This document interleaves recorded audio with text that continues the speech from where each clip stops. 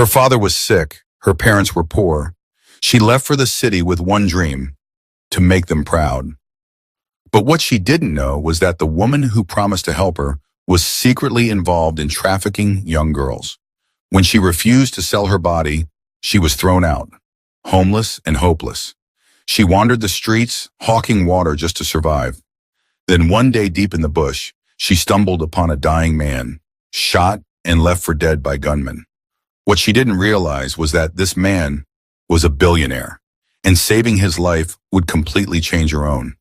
You don't want to miss this powerful, emotional, and life-changing story filled with lessons that will stay with you. So sit back, relax, and grab your popcorn. Let's dive into this unforgettable journey. And if you're just tuning into this channel, please subscribe, turn on your notification bell, and don't forget to give this story a thumbs up if it touches your heart. The morning sun hadn't even risen, yet Veronica was already on the construction site, her hands white with cement, her back soaked in sweat. She was the only woman among dozens of men, yet she outworked all of them. Her headscarf was tied tight, her palms blistered, her jeans torn at the knees. But she didn't care. She couldn't afford to. She was working to keep her father alive. Veronica was just 22, but life had aged her spirit. Her father, Panamdi, once a proud school teacher, now lay bedridden in their tiny mud home in Oji River, Enugu State. A strange illness had struck him 2 years ago. Since then, he had wasted away, his body frail and voice weak. Her mother, Mama Veronica, stayed by his side day and night, washing him, feeding him, praying for a miracle. That miracle never came. So Veronica became the miracle they prayed for. She had dropped out of school, picked up a shovel, and joined a construction crew. While other girls her age chased weddings and selfies, Veronica was mixing sand and cement, lifting blocks heavier than her dreams. "Wouldn't this fine girl they do for sight?" one of the workers asked mockingly. "Na man she be oh," another laughed. "Her strength passed my own." But Veronica paid them no mind. Every sweat drop was for Papa. Every blister, a sacrifice. And every naira she earned went straight to buying medicine and food. That afternoon, as the sun scorched the red soil beneath her feet, a black SUV pulled up beside the site. Its tires kicked up a cloud of dust, drawing everyone's attention. Out stepped a woman in lace, gold jewelry clinking with every step. Her sunglasses screamed Lagos money. Her perfume followed her like a trail of power. "Madam P," the workers murmured. Veronica glanced up, her hand still gripping a bucket of cement. Madam P tilted her head, puzzled. "Is that a girl?" She walked over, her high heels sinking slightly into the sand. "You, what's your name?" Veronica dropped the bucket and wiped her face with the hem of her shirt. "Veronica, Ma. You're a woman and you do this kind of work?" "Yes, Ma." Madam P stared at her for a long moment. "You're strong, I like that. And you're very beautiful, even covered in cement." Veronica smiled shyly. "Thank you, Ma. What would you say if I told you I could change your life?" Veronica blinked. "Change my life, Ma?" "I live in Lagos. I run businesses. I help girls like you. Come with me. I'll give you a job 10 times better than this. You won't need to carry blocks again."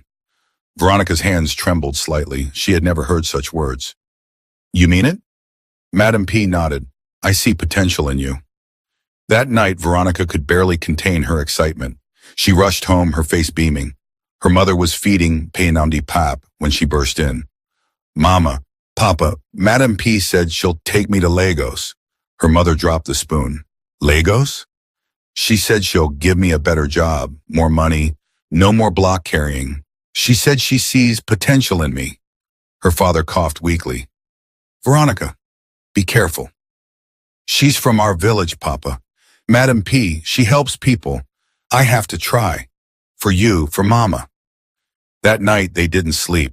Mama Veronica sat on the floor crying silently. Her only child, her backbone, going to the city. Papa called Veronica close and placed a shaky hand on her head. "My daughter, may you never be disgraced. May the city favor you. May you return greater than you went." Veronica nodded, holding back tears. "I'll make you proud." The next morning, the entire compound watched as Madam P's SUV arrived. Veronica hugged her father tightly. I'll come back with money for your treatment, she whispered. Her mother held her, weeping into her shoulder. Don't let the city change your heart. Veronica got in the car. As the SUV pulled away, she looked out the window and saw her parents getting smaller and smaller. She didn't know it yet, but the city wasn't welcoming her with open arms. It was preparing to break her. The drive to Lagos was long and hot, but Veronica barely noticed. Her eyes were glued to the windows. She had never left Enugu State before. Every town they passed, every billboard, every tall building felt like a step into a new world. A better world. Madam P didn't talk much. She mostly scrolled through her phone and made short, sharp business calls. No, transfer it now. I don't do excuses, she barked into the phone. Veronica sat quietly beside her, trying not to fidget, her bag of clothes tucked beneath her feet. When they finally crossed into Lagos, it was like stepping into a dream. Towering buildings scraped the sky. The roads were wet and bustling. Traffic was chaotic but alive. Everywhere, people seemed in a hurry, chasing something. It was nothing like the dusty village of OG River. Veronica's heart fluttered with hope. Maybe, just maybe, her life was about to change forever. Madam P's car turned into a gated estate in Lekki. It was more beautiful than anything Veronica had ever seen. High walls, electric gates, sparkling pavements, and trimmed lawns. They pulled into a driveway and stopped in front of a large duplex painted ivory white with flower beds that looked like they belonged in a movie. Madam P's driver opened the door and Veronica stepped out, clutching her small bag. Welcome to your new life, Madam P said, smiling. Inside the house, it was like entering a palace. Marble tiles, huge chandeliers, sofas so soft they swallowed you when you sat. Veronica stood still, her eyes wide, afraid to even touch anything. You'll be staying here with me for now, Madam P said, handing her a towel.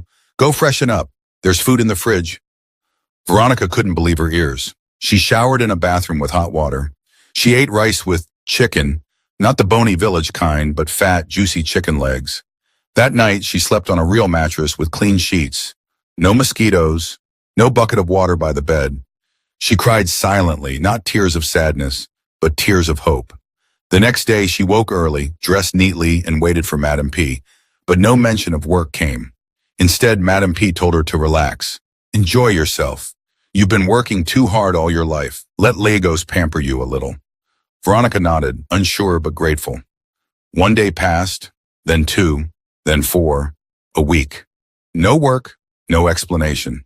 She watched TV, scrolled through the internet, and helped clean the house here and there. But she grew restless. Each day she delayed was another day her father wasn't getting treatment. One evening she found the courage to ask, Ma, please, when will I start the job you promised me? Madam P smiled from her spot on the couch, sipping red wine. Tonight, Veronica blinked. Tonight? Yes, your first assignment will come this evening. Be ready. Veronica bowed. Thank you, Ma.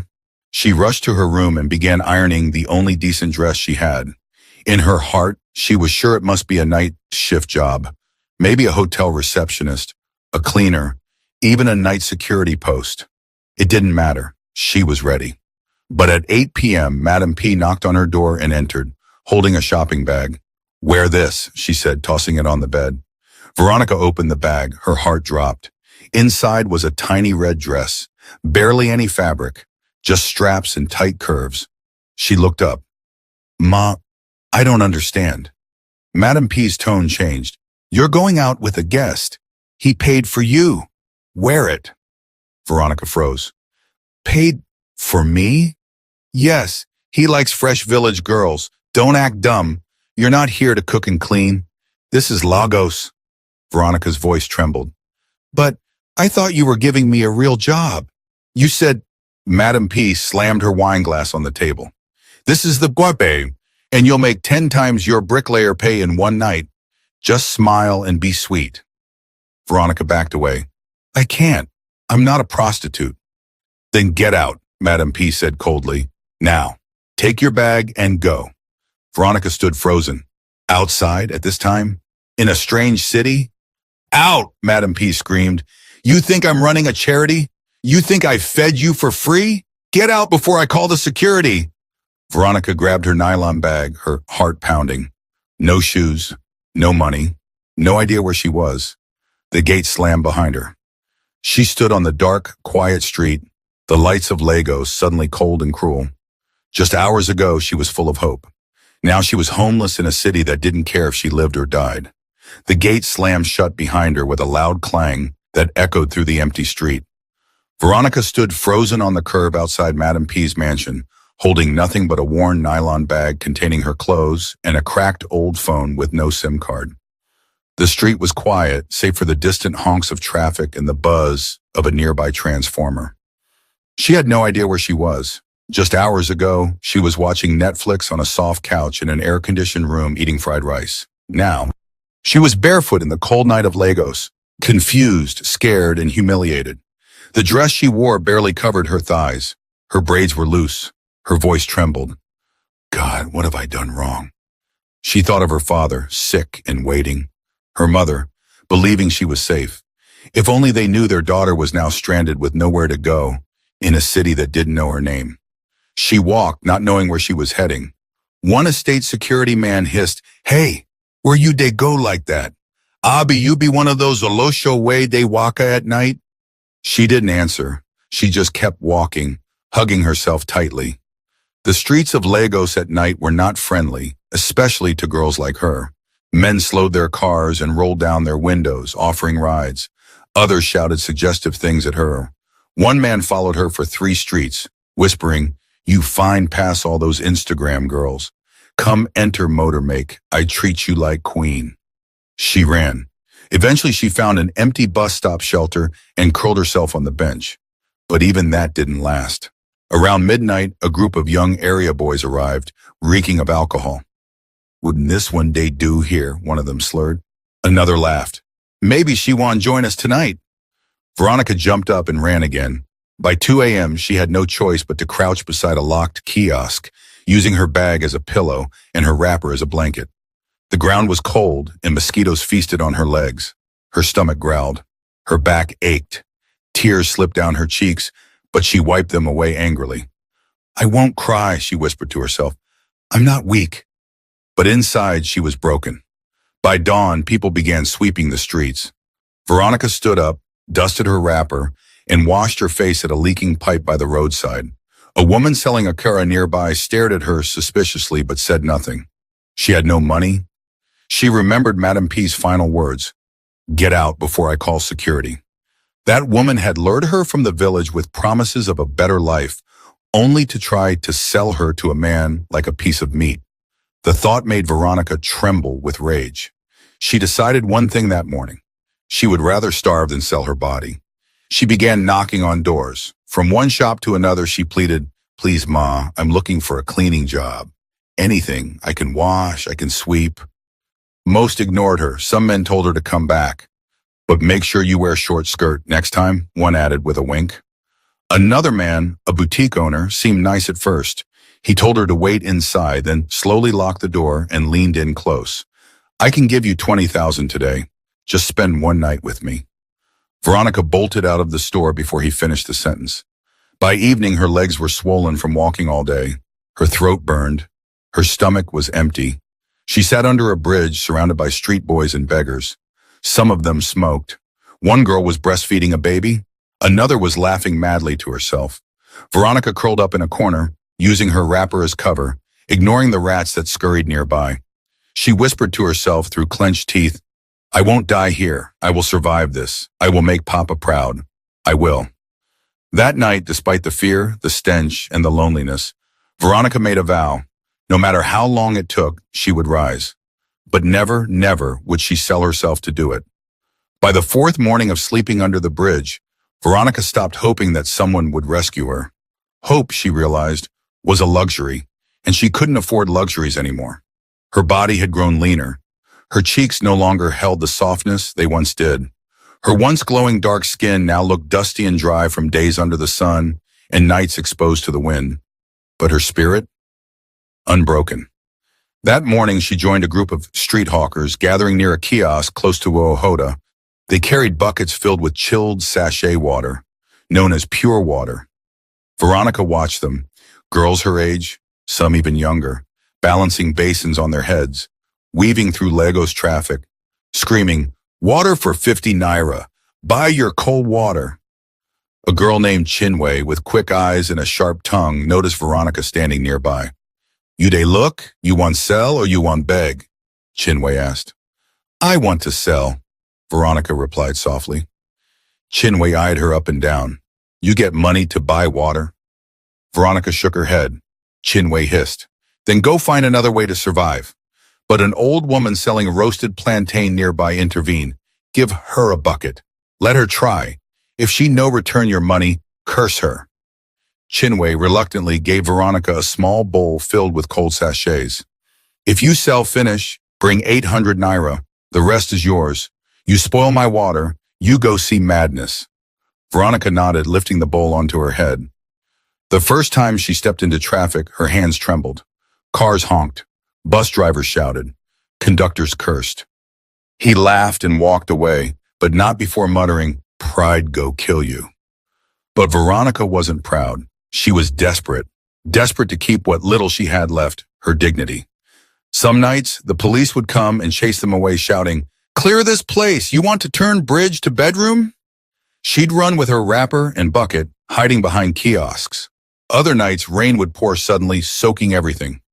She'd curl under an abandoned table, hugging her legs for warmth, whispering prayers into the wind. Still, she sold water by day, and she refused to sell herself by night. Some of the other girls mocked her. "You dey form saint. Who sainthood ep for Lagos?" She didn't respond, but deep down, she clung to her vow like oxygen. One night after a long day of sales, Veronica sat under the bridge, staring at the sky. The stars blinked faintly through the city smog. She whispered into the air, "God, I know you see me. Don't forget me. Please, don't let this be my end." She didn't know it yet, but the very next day, while trying to relieve herself in the bushes behind the highway, her prayer would be answered in the most unexpected way. It was a hot, dusty afternoon. Lagos traffic had backed up for miles, and the sun sat heavily in the sky, burning every inch of exposed skin. Veronica was weaving through the parked cars on the expressway, shouting, "Pure water! Cold water! 50 naira!" Her bucket was half empty, her throat dry, her shoulders sore. She hadn't eaten all day. As the traffic finally began to move, a sudden pressure in her stomach made her stop. She needed to use the toilet, urgently, but there were no public restrooms anywhere nearby, and even if there were, she had no money to pay. She looked around nervously, then remembered the bushy patch of land behind the highway, a forgotten piece of green overgrown with weeds and litter. Clutching her bucket tight, she walked quickly toward it. As she stepped into the shade of the trees, she crouched behind a thick bush and tried to relieve herself quickly. The smell of wet soil and decaying garbage filled the air. But just as she finished and was adjusting her wrapper, she heard it. A voice. Faint, broken, distant. "Help! Please, somebody! Help me!" Veronica froze. She turned her head slowly, heart pounding. The voice came again. "Please don't let me die." Fear and curiosity battled inside her.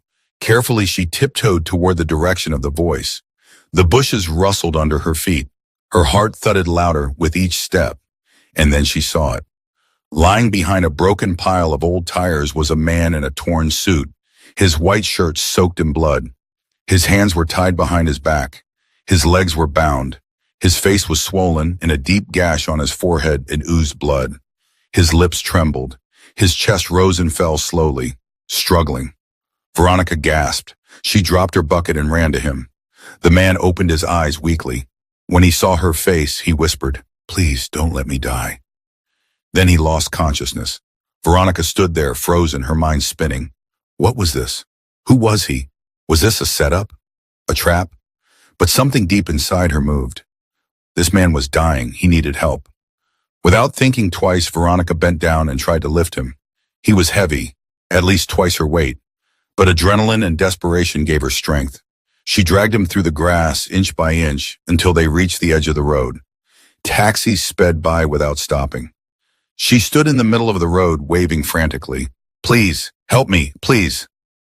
Most drivers honked and swerved. Some stared but kept moving. Then finally, a dusty old cab screeched to a stop. "No weddin' be this?" the driver shouted. "Please, sir, I need help. He's dying. Take us to the nearest hospital." "Please." The driver looked at the unconscious man and sighed. "Hope you go pay me, oh." "I'll pay, I swear. Just go." Veronica helped the driver lift the man into the back seat. She sat beside him, holding his hand, praying silently. "Don't die, sir. Please don't die." At the hospital gate, the taxi man demanded 1,500 naira. Veronica opened her bag. She only had 1,100 naira. Her entire day's earnings. "Please, sir, this is all I have." The driver eyed her, then hissed and drove off. Inside the emergency ward, the nurses barely looked up. "Is he your relative?" one asked. "No, but he's done." "Where is his deposit?" "I don't have any money left, but he needs help, please." The nurse shook her head. "No deposit, no treatment." Veronica's voice cracked. "Please, please don't let him die. He was left to die in the bush. He has nobody." She dropped to her knees. After minutes of pleading, the doctor finally appeared. He checked the man's pulse and shouted, "We need to stabilize him now." "But, sir," the nurse said, "we need blood. His type is O+, and our bank is empty." "I'll give him mine," Veronica said without thinking. They stared at her. "You sure?" "Yes, take it." Within minutes, the needle was in her arm. Blood drained from her already weak body into a bag. She was dizzy, lightheaded, but she didn't care. This man, this stranger, needed to live. "God," she whispered, "if this is my purpose, I accept it." An hour later, as she sat on a bench in the hallway, her vision blurred. Her head tilted, and she collapsed. Her body hit the floor with a soft thud. The nurse rushed over. "The girl who brought him in just fainted." "Give her glucose. She hasn't eaten in days," the doctor shouted. And inside the ER, the man began to stir. Veronica's body collapsed like a fallen tree. One moment she was sitting weakly on a bench outside the emergency ward, watching the world blur into spinning lights and white walls. The next, her vision turned black. "Madam, madam, nurse!" a passerby shouted as her limp form hit the cold hospital floor. A nurse dashed over, kneeling beside her. "She's burning up. No blood pressure. Pulse is weak." "She donated blood just now," a doctor shouted from the ER. "Give her IV immediately." The nurses lifted Veronica gently and laid her on a gurney, wheeling her into a separate ward. They inserted a drip into her fragile vein. Her skin was cold, her lips dry, her heartbeat faint. "Who is she?" one nurse asked. "She brought the man who was tied up in the bush," the other replied. "She paid the taxi. She begged us to treat him. And now she's here, collapsing like this. No family, no ID, no phone, nothing. Yet she gave blood to save a stranger." Who does that in Lagos? Meanwhile, in the emergency theater, the man she had rescued, the one she had dragged through the bush, paid for with her last 1,100 naira, and given her blood to, finally opened his eyes. The ECG beeped steadily. His eyes blinked slowly, adjusting to the harsh lights above. His throat felt like sandpaper. He tried to speak, but it came out a rasp. "What? Water?" A nurse leaned in. "You're in the hospital, sir. You're safe." The man looked around, confused. "What happened?" "You were found tied and bleeding in the bush. You've been unconscious for nearly 4 hours. A girl brought you here. She saved your life." The man blinked. "A girl?" "She's in the next ward now. She collapsed after donating blood for your transfusion." The man struggled to sit up. "Take me to her." "Sir, you just regained—" "I said take me to her," he growled. His voice was weak, but his tone carried the weight of power. Authority. The nurse paused, sensing that this man wasn't just anybody. With shaky legs, he stepped down from the bed, still in his torn, blood-stained clothes. The drip in his hand swayed as he walked slowly to the next ward, guided by the nurse. The door creaked open. There she was, Veronica, lying on the hospital bed, face pale, arms strapped to an IV. Her wrapper was still dirty from the bush. Her body looked fragile, like she might disappear into the sheets at any moment. The man stood in the doorway for a long, breathless moment. He stepped forward, slowly, painfully, until he was beside her. And then he whispered, "You saved me." His voice cracked. Veronica stirred, her eyes fluttering open. She looked confused at first, then saw him. "You're awake," she mumbled. "I am," he said, lowering himself beside her bed. "Because of you." She tried to sit up, but he stopped her gently. "Don't move. You're weak. I I thought you were going to die."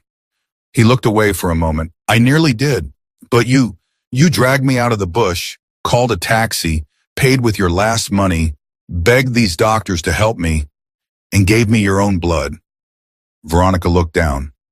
"I couldn't leave you there. I just couldn't." "Why?" he asked softly. Tears filled her eyes. "Because even if nobody sees me, I still have a heart." That single sentence hit him like thunder. He sat beside her, stunned. This girl, skinny, homeless, barefoot, nameless, had shown more humanity than anyone in his world had in years. "I promise you," he said, his voice filled with trembling conviction, "your life will never be the same again." At that moment, a man in a black suit burst into the hospital room, panting. "Sir, thank God we found you, sir. Everyone's been searching." The man held up a hand. "Later, Isaac, later." The suited man nodded and stood by the door, staring at Veronica with a confused expression. The man turned back to Veronica. "What's your name?" She hesitated. "Veronica, from Enugu." He extended his hand. "Veronica, I am Chief Madhu, chairman of Madhu Group, and from this moment, I owe you my life." Veronica stared at the man seated beside her hospital bed, unsure if she had heard him correctly. Chief Madhu? The name wasn't unfamiliar. Even on the streets, she had heard whispers of him, the tech mogul who built Madhu Group from scratch, one of the richest men in Nigeria, a private man, a mystery to the media, a giant in the business world. And now that man was seated beside her, wearing torn clothes, wounds still fresh, his eyes filled with something she didn't expect from a billionaire: gratitude. "You don't know what you've done for me," he said, his voice husky but steady. Veronica looked down at her fingers, her voice barely above a whisper. "I only did what I hoped someone would do for my father, if he was ever in that condition." Chief Madhu nodded slowly. He turned to his assistant, Isaac, still standing at the doorway. "Settle the bills. Everything." "Yes, sir." Isaac rushed out. The nurses had already begun whispering behind the curtains. "That's Chief Madhu? The real one? She saved him? That girl?" "Omo God de pick calzo." Chief Madhu looked at her again. "You still look weak. You need food. Real food." Veronica smiled faintly. "I'll be fine." "No, you won't just be fine, Veronica. You gave me your blood. The least I can give you is a new life." She blinked, stunned by the weight of his words. Was this still real, or a strange, beautiful dream crafted by hunger and exhaustion? By evening, Isaac returned with a nurse pushing a tray, fresh fruit juice, jollof rice, fried plantain, grilled fish, and warm water. Veronica stared at it like she was staring at gold. Chief Madhu smiled. "Eat, please." She didn't hesitate. With every bite, the hunger melted from her bones, and for the first time in weeks, she felt human again. As the IV drip emptied into her vein, she finally relaxed against the bed, but her heart still carried questions. "How did you end up like that, sir?" she asked quietly. Chief Madhu took a deep breath. "I was kidnapped." Veronica gasped. He continued. "It was a planned operation. My car was intercepted. My driver, gone. I was blindfolded and taken to an unknown location. They beat me for days, demanded 50 million naira. "Did you pay?" He nodded. "Isaac handled it. They got the money, but after receiving it, they decided to kill me anyway. Said I was a risk. They drugged me, tied me, and dumped me in the bush to die." Veronica's eyes widened. "They left you like that?" "They thought I wouldn't survive. And honestly, I didn't think I would either until you showed up." She was quiet for a long moment, then said, "You were meant to live, sir. God still has work for you to do." He looked at her carefully. "And maybe you are part of that work." She shifted in her bed, unsure how to respond. Moments later, a team of private security men arrived. Chief Madhu stepped outside to speak with them. Isaac stayed with Veronica. The young man looked at her curiously. Do you know who you really saved? Veronica smiled weakly. I'm beginning to understand. Isaac lowered his voice. Chief Madhu is not just rich. He's powerful, connected. People die to get close to him. And you dragged him out of a bush with your bare hands. Veronica looked away. I didn't do it for money. I did it because it was right. Isaac nodded slowly, and that's why it matters. Soon Chief Madhu returned, now changed into clean clothes brought by his team. Still simple, but sharp. He looked like the man from the headlines again. He turned to Veronica. Get ready. Tomorrow we leave the hospital. You're coming with me. Veronica's eyes widened. Sir, I don't even know what to... Shh. He held up a hand. Just say yes. She looked at him, speechless, tears welling in her eyes. Yes, she whispered. That night, as she lay in the hospital bed, she couldn't sleep. Not because she was scared, but because, for the first time in a long time, she was no longer afraid of tomorrow. The next morning, Veronica was discharged. She wore a simple floral gown Isaac had bought from a boutique the night before, along with brand new slippers. Her hair, still rough and uncombed, was tied into a bun. She looked like a girl still catching up with herself. But there was now a new light in her eyes, a quiet flame of hope. Chief Madhu was waiting at the hospital entrance with his personal security team and a sleek black Range Rover. When Veronica stepped out, he opened the car door himself. Let's go home, he said. Home? She didn't understand what he meant until they arrived. The car pulled up to a sprawling white mansion in Ikoyi, surrounded by high marble walls, security cameras, and a polished iron gate that opened automatically. A lush garden spread out like a royal court, with trimmed hedges and golden fountains. Veronica sat frozen as she stepped out of the car, clutching her small nylon bag that still held her only 2 old wrappers. She couldn't believe her eyes. The house looked like a palace. A maid dressed in uniform opened the glass door and bowed slightly. Welcome, sir. Welcome, madam.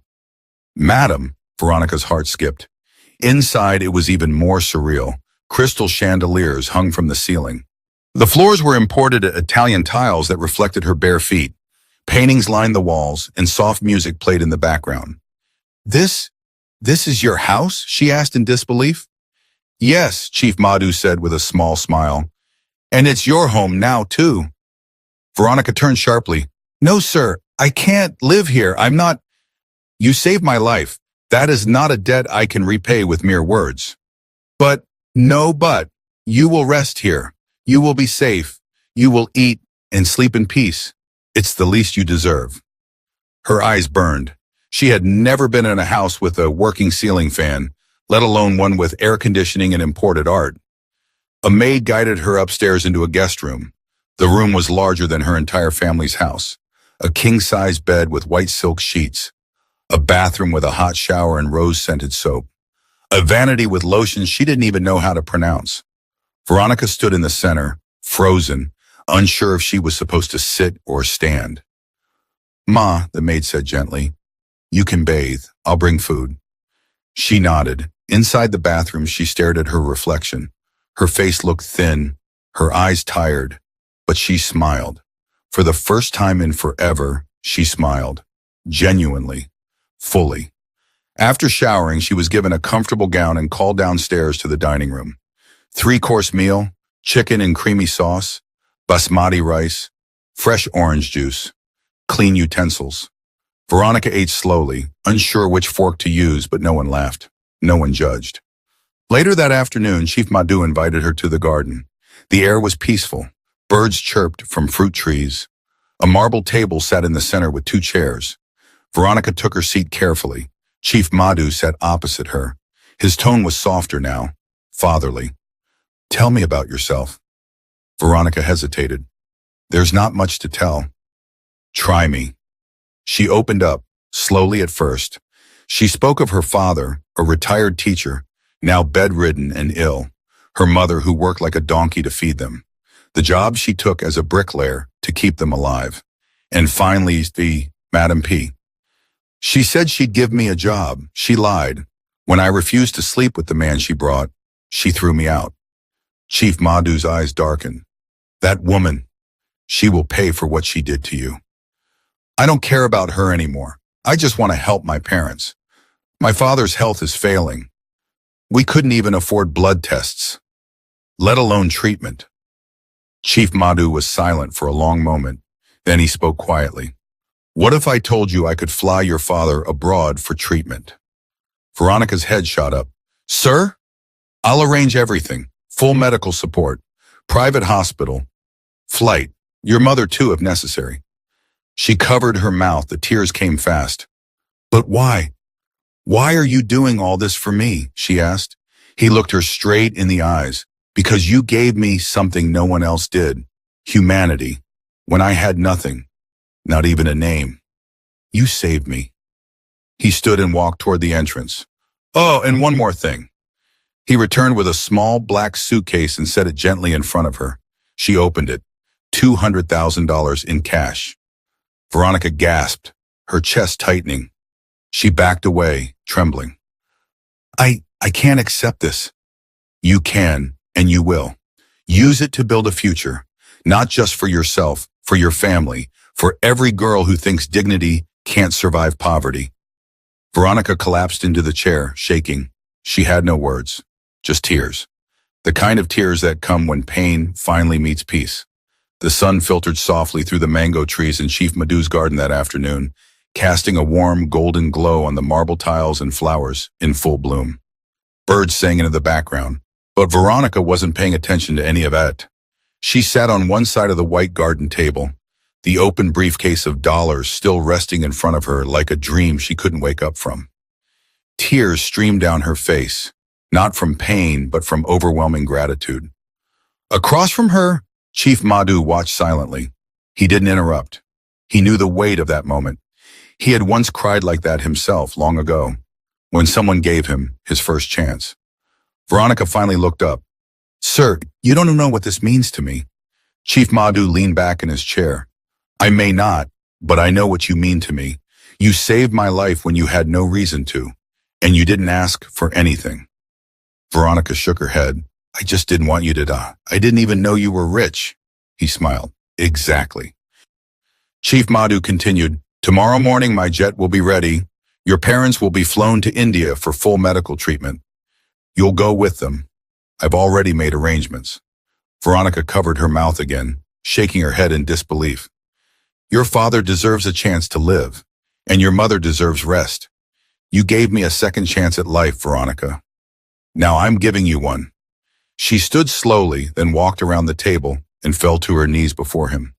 Chief Madhu gently lifted her up.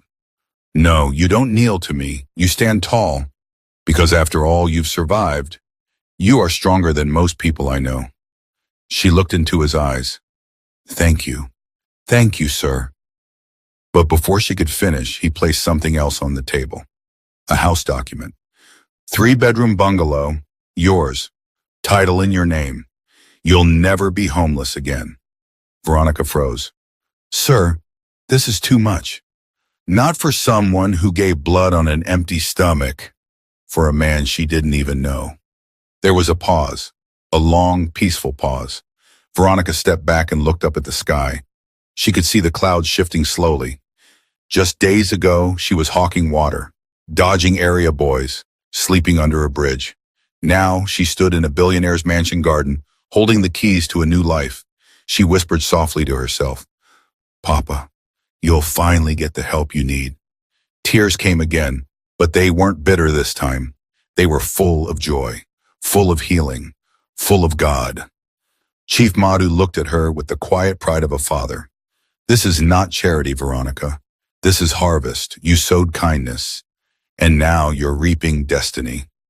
As the garden breeze rustled the leaves, Veronica took one deep breath, then whispered, Thank you, God, for this miracle. And with that, her story, once built on hardship, betrayal, and suffering, turned the final page into something far greater. Redemption, moral of the story. Kindness and integrity never go unnoticed. Even when the world turns its back, staying true to your values will lead you to destiny. Veronica's story proves that dignity in the face of hardship is powerful, and one act of compassion can open doors that even money cannot. We hope you enjoyed this powerful story. Please share your thoughts and let us know what lessons you took away in the comment section. We'd love to hear from you. And guess what? Another inspiring and educative story is coming your way in just a few days.